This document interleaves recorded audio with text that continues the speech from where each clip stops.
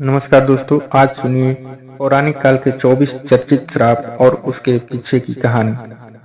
हिंदू पौराणिक ग्रंथों में अनेक श्रापों का वर्णन मिलता है। हर श्राप के पीछे कोई न कोई कहानी जरूर मिलती है। आज हम आपको हिंदू धर्म ग्रंथों में उल्लिखित 24 ऐसे ही प्रसिद्ध श्राप और उसके पीछे की कहानी बताएंगे। पहला, युधिष्ठिर का स्त्री जाति को श्राप। महाभारत के शांति पर्व के अनुसार युद्ध समाप्त होने के बाद जब कुंती ने युधिष्ठिर को बताया कि कर्ण तुम्हारा बड़ा भाई था, तो पांडवों को बड़ा दुख हुआ। तब युधिष्ठिर ने विधि विधान पूर्वक कर्ण का भी अंतिम संस्कार किया। माता कुंती ने जब पांडवों को कर्ण के जन्म का रहस्य बताया, तो शोक में आकर युधिष्ठिर ने संपूर्ण स्त्री जाति को श्राप दिया कि आज से कोई भी स्त्री गुप्त बात छिपा कर नहीं रख सकेगी। नंबर 2, ऋषि किंदम का राजा पांडु को श्राप। महाभारत के अनुसार एक बार राजा पांडु शिकार खेलने वन में गए। उन्होंने वहां हिरण के जोड़े को मैथुन करते देखा और उन पर बाण चला दिया। वास्तव में वो हिरण व हिरणी ऋषि किंदम व उनकी पत्नी थी। तब ऋषि किंदम ने राजा पांडु को श्राप दिया कि जब भी आप किसी स्त्री से मिलन करेंगे, उसी समय आपकी मृत्यु हो जाएगी।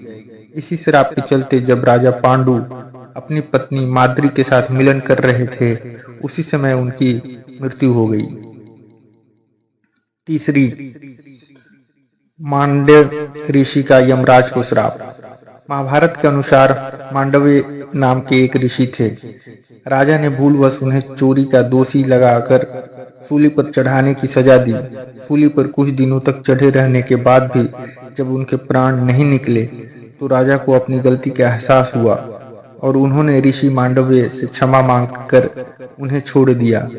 तब ऋषि यमराज के पास पहुंचे और उनसे पूछा कि मैंने अपने जीवन में ऐसा कौन सा अपराध किया था कि मुझे इस प्रकार झूठे आरोप की सजा मिली। तब यमराज ने बताया कि जब आप 12 वर्ष के थे, तब आपने एक फतिंगे की पूंछ में सींग चुभाई थी। उसी के फलस्वरूप आपको यह कष्ट सहना पड़ा। तब ऋषि मांडव्य ने यमराज से कहा कि 12 वर्ष की उम्र में किसी को भी धर्म अधर्म का ज्ञान नहीं होता। तुमने छोटे अपराध का बड़ा दंड दिया है, इसलिए मैं तुम्हें श्राप देता हूँ कि तुम्हें शूद्र योनि में एक दासी पुत्र के रूप में जन्म लेना पड़ेगा।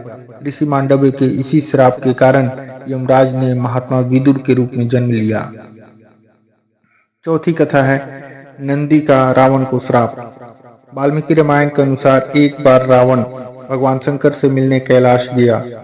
वहां उसने नंदी जी को देखकर उसके स्वरूप की हंसी उड़ाई और उन्हें बंदर के समान मुख वाला कहा। तब नंदी जी ने रावण को श्राप दिया कि बंदरों के कारण ही तेरा सर्वनाश होगा। नंबर 5, कद्रु का अपने पुत्रों को श्राप। महाभारत के अनुसार ऋषि कश्यप की कद्रु व विनता नाम की 2 पत्नियां थीं। कद्रु सर्पों की माता थी व विनता गरुड़ की। एक बार कद्रु व विनता ने एक सफेद रंग का घोड़ा देखा और शर्त लगाई। विनता ने कहा कि ये घोड़ा पूरी तरह सफेद है और कद्रु ने कहा कि घोड़ा तो सफेद है लेकिन उसकी पूंछ काली है। कद्रु ने अपनी बात को सही साबित करने के लिए अपने सर्प पुत्रों से कहा कि तुम सभी सूक्ष्म रूप में जाकर घोड़े की पूंछ से चिपक जाओ, जिससे उसकी पूंछ काली दिखाई दे और मैं शर्त जीत जाऊं। कुछ सर्पों ने कद्रु की बात नहीं मानी। तब कद्रु ने अपने उन पुत्रों को श्राप दिया कि तुम सभी जन्मेजय के सर्प यज्ञ में भस्म हो जाओगे। छठी कथा उर्वशी का अर्जुन को श्राप। महाभारत के युद्ध से पहले जब अर्जुन दिव्यास्त्र प्राप्त करने स्वर्ग गए, तो वहां उर्वशी नाम की अप्सरा उन पर मोहित हो गई। यह देख अर्जुन ने उन्हें अपनी माता के समान बताया। यह सुनकर क्रोधित उर्वशी ने अर्जुन को श्राप दिया कि तुम नपुंसक की भांति बात कर रहे हो, इसलिए तुम नपुंसक हो जाओगे। तुम्हें स्त्रियों में नर्तक बनकर रहना पड़ेगा। यह बात जब अर्जुन ने देवराज इंद्र को बताई, तो उन्होंने कहा कि अज्ञातवास के दौरान यह श्राप तुम्हारी मदद करेगा और तुम्हें कोई पहचान नहीं पाएगा। 7वीं कथा तुलसी का भगवान विष्णु को श्राप।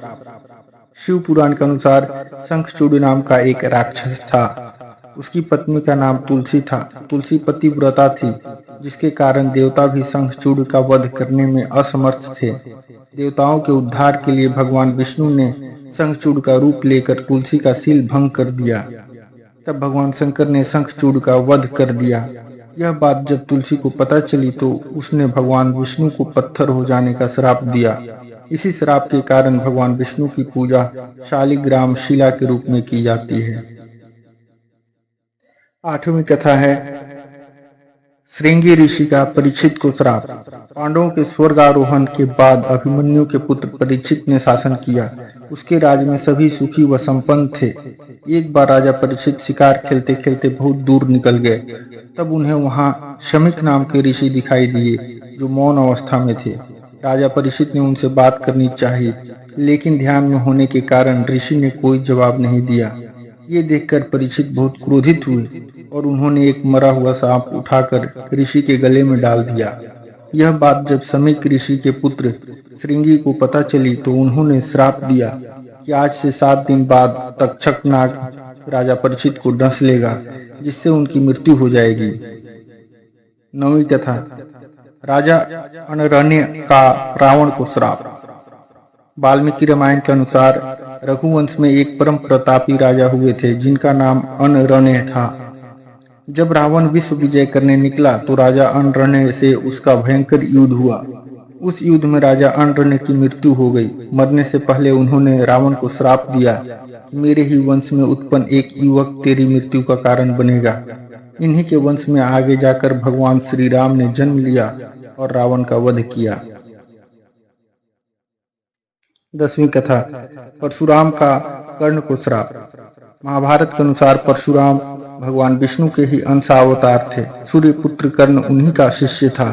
कर्ण ने परशुराम को अपना परिचय एक ब्राह्मण के रूप में दिया था। एक बार जब परशुराम कर्ण की गोद में सिर रखकर सो रहे थे, उसी समय कर्ण को एक भयंकर कीड़े ने काट लिया। गुरु की नींद में विघ्न न आए ये सोचकर कर्ण दर्द सहते रहे, लेकिन उन्होंने परशुराम को नींद से नहीं उठाया। नींद से उठने पर जब परशुराम ने ये देखा तो वो समझ गए कि कर्ण ब्राह्मण नहीं बल्कि क्षत्रिय है। तब क्रोधित होकर परशुराम ने कर्ण को श्राप दिया कि मेरी सिखाई हुई शस्त्र विद्या की जब तुम्हें सबसे अधिक आवश्यकता होगी उस समय तुम वह विद्या भूल जाओगे। 11वीं कथा तपस्विनी का रावण को श्राप। वाल्मीकि रामायण के अनुसार एक बार रावण अपने पुष्पक विमान से कहीं जा रहा था। तभी उसे एक सुंदर स्त्री दिखाई दी जो भगवान विष्णु को पति रूप में पाने के लिए तपस्या कर रही थी। रावण ने उसके बाल पकड़े और अपने साथ चलने को कहा। उस तपस्विनी ने उसी क्षण अपनी देह त्याग दी और रावण को श्राप दिया कि एक स्त्री के कारण ही तेरी मृत्यु होगी। 12वीं कथा गांधारी का श्री कृष्ण को श्राप। महाभारत के युद्ध के बाद जब भगवान श्री कृष्ण गांधारी को सांत्वना देने पहुंचे तो अपने पुत्रों का विनाश देखकर गांधारी ने श्री कृष्ण को श्राप दिया। जिस प्रकार पांडव और कौरव आपसी फूट के कारण नष्ट हुए हैं, उसी प्रकार तुम भी अपने बंधु बांधवों का वध करोगे। आज से 36वें वर्ष तुम अपने बंधु बांधवों व पुत्रों का नाश हो जाने पर एक साधारण कारण से अनाथ की तरह मारे जाओगे। गांधारी के श्राप के कारण ही भगवान श्री कृष्ण के परिवार का अंत हुआ। 13वीं कथा महर्षि वशिष्ठ का वसुओं को श्राप। महाभारत के अनुसार भीष्म पितामह पूर्व जन्म में 8 वसुओं में से एक थे। एक बार इन 8 वसुओं ने ऋषि वशिष्ठ की गाय का बलपूर्वक अपहरण कर लिया। जब ऋषि को इस बात का पता चला तो उन्होंने 8 वसुओं को श्राप दिया कि तुम 8 वसुओं को मृत्यु लोक में मानव रूप में जन्म लेना होगा और 8वें वसु को राज, स्त्री आदि सुखों की प्राप्ति नहीं होगी। यही 8वें वसु भीष्म पितामह थे। 14वीं कथा शूर्पणखा का रावण को श्राप। वाल्मीकि रामायण के अनुसार रावण की बहन शूर्पणखा के पति का नाम विद्युतजिह्व था। वो काल के नाम के राजा का सेनापति था। रावण जब विश्व युद्ध पर निकला तो काल के से उसका युद्ध हुआ। उस युद्ध में रावण ने विद्युतजिह्व का वध कर दिया। तब शूर्पणखा ने मन ही मन रावण को श्राप दिया कि मेरे ही कारण तेरा सर्वनाश होगा।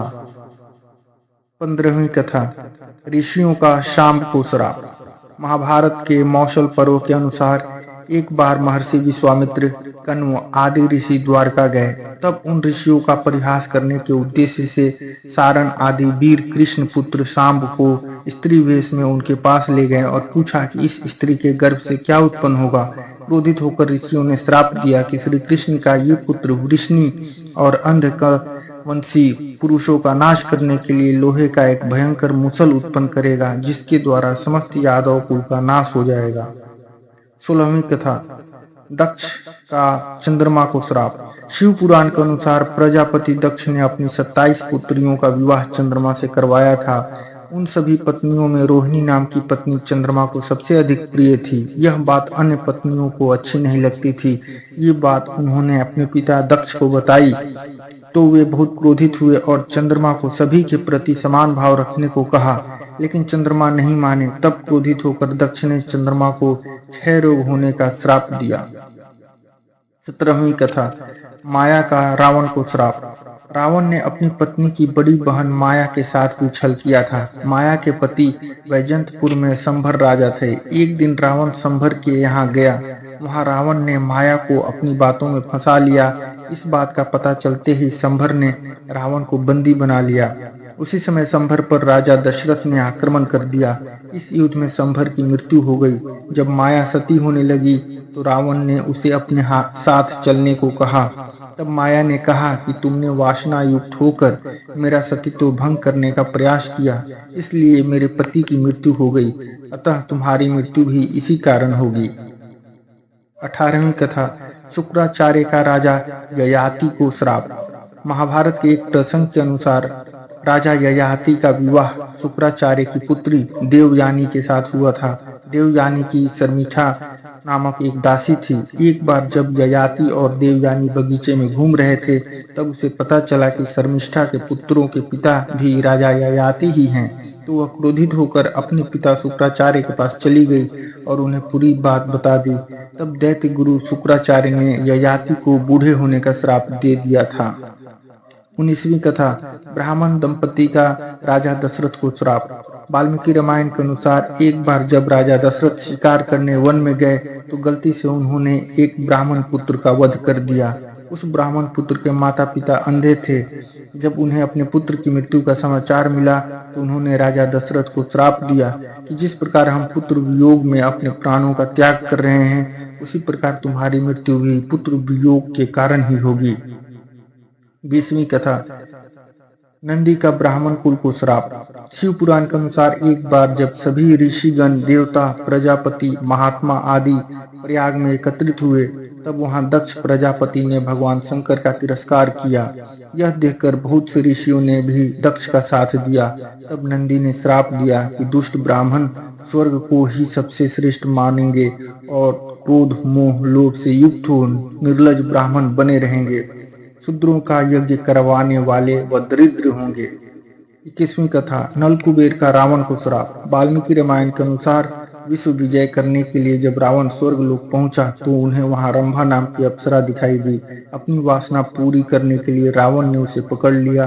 तब उस अप्सरा ने कहा कि आप मुझे इस तरह से स्पर्श न करें, मैं आपके बड़े भाई कुबेर के बेटे नल कुबेर के लिए आरक्षित हूँ, इसलिए मैं आपकी पुत्र वधू के समान हूँ। लेकिन रावण ने उसकी बात नहीं मानी और रंभा से दुराचार किया। यह बात जब नल कुबेर को पता चली तो उसने रावण को श्राप दिया कि आज के बाद रावण बिना किसी स्त्री की इच्छा के उसको स्पर्श करेगा तो उसका मस्तक 100 टुकड़ों में बंट जाएगा। 22वीं कथा, श्री कृष्ण का अश्वत्थामा को श्राप।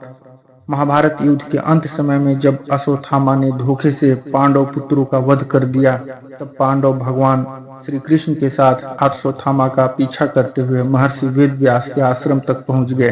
तब अश्वत्थामा ने पांडवों पर ब्रह्मास्त्र का वार किया। ये देख अर्जुन ने भी अपना ब्रह्मास्त्र छोड़ा। महर्षि व्यास ने दोनों अस्त्रों को टकराने से रोक लिया और अश्वत्थामा और अर्जुन से अपने अपने ब्रह्मास्त्र वापस लेने को कहा। तब अर्जुन ने अपना ब्रह्मास्त्र वापस ले लिया, लेकिन अश्वत्थामा ने अपने अस्त्र की दिशा बदलकर अभिमन्यु की पत्नी उत्तरा के गर्भ की ओर कर दी। यह देख भगवान श्री कृष्ण ने परीक्षित की रक्षा कर दंड स्वरूप अश्वत्थामा के माथे पर लगी मणि निकालकर उन्हें तेजहीन कर दिया और युगों युगों तक भटकते रहने का शाप दिया था। 23वीं कथा तुलसी का श्री गणेश को श्राप। ब्रह्मवैवर्त पुराण के अनुसार एक बार तुलसी देवी गंगा तट से गुजर रही थी। उस समय वहां श्री गणेश तप कर रहे थे। श्री गणेश को देखकर तुलसी का मन उनकी ओर आकर्षित हो गया। तब तुलसी ने श्री गणेश से कहा कि आप मेरे स्वामी हो जाइए, लेकिन श्री गणेश ने तुलसी से विवाह करने से इनकार कर दिया। क्रोधवश तुलसी ने श्री गणेश को विवाह करने का श्राप दे दिया और श्री गणेश ने तुलसी को वृक्ष बनने का। 24वीं कथा नारद का भगवान विष्णु को श्राप। शिव पुराण के अनुसार एक बार देव ऋषि नारद एक युवती पर मोहित हो गए। उस कन्या के स्वयंवर में वे भगवान विष्णु के रूप में पहुंचे, लेकिन भगवान की माया से उनका मुंह वानर के समान हो गया। भगवान विष्णु भी उस स्वयंवर में पहुंचे। उन्हें देखकर उस युवती ने भगवान का वरण कर लिया।